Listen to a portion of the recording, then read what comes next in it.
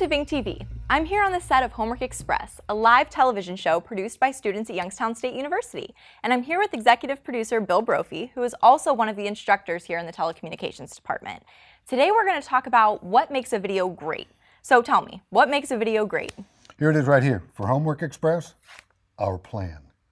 This is the whole show that we did a few days ago. The scripts, the plan, the rundown, and everything. Now, some of the videos that you're going to make aren't that, they're not a half an hour show. They're a little 3-minute video or 30-second video. Still have to have a plan going in. And here's the way to begin the plan.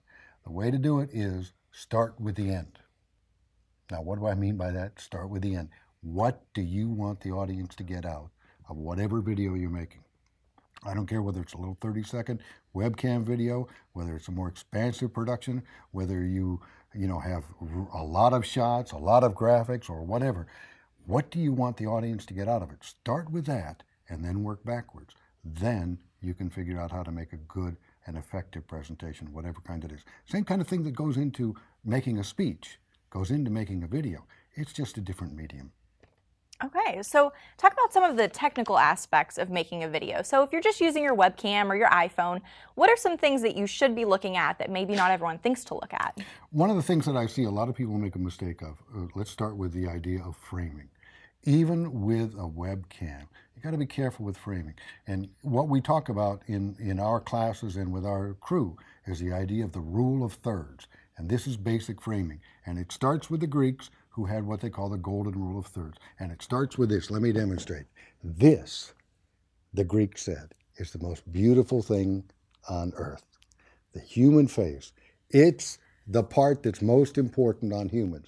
And if we take a look at it, it's divided into thirds. The upper 1/3 line has the most important part, the eyes. And the eyes are what really tell the tale about what a person is thinking. And along the lower third is the mouth. But we're more impressed with what the eyes say to us. And so if we take a look at that, and we take a look at a frame, a video, if we use that upper 1/3 line to put the most important part in, the eyes, we're better off. If we bullseye the person, that's what I call it, bullseye, put them right smack dab in the middle, their nose right in the middle of the picture, then it ends up looking like mugshot. And that's not the most flattering look, because it's, no. 1/3, upper 1/3 line, use that. Second thing is this, basic lighting. Basic lighting. You need to take a look. Even a webcam can look a lot better if you're careful with the lighting. Now, we have some fancy lighting here. You don't need really fancy lighting. If you have a modest setup, a couple of lights, well placed, good. Third thing is watch your backgrounds.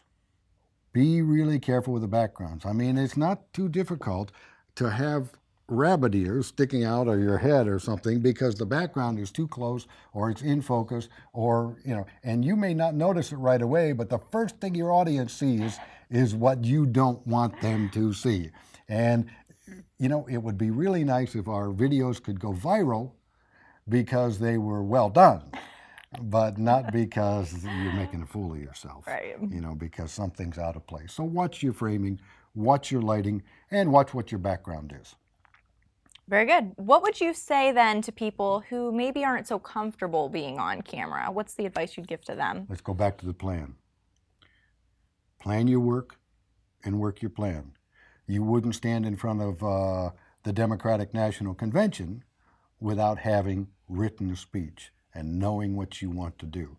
And when you know exactly what you want to do and how it's going to go, when you're well rehearsed, you feel confident inside, and you can feel confident then, even with a simple video where you're just simply sitting in your office and talking to clients or potential customers or employees or new hires or whatever.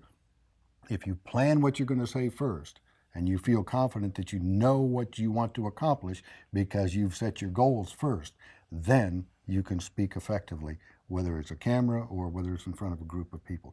It's that idea of plan it first. If you wouldn't stand in front of a group without a plan, don't sit in front of a camera without a good plan. If it takes writing a script, write a script. If it takes just rehearsing it on your way to work a million times in your mind, do that. Don't be afraid to shoot it again, too. When you look at it, correct errors. Make sure it's perfect before you put it out. Well, very good. I think the moral of the story today is just to make sure you don't have bunny ears. So thank you so much, Bill, for being with us today. This is some really great advice. No bunny ears for me. We'll see you guys next time.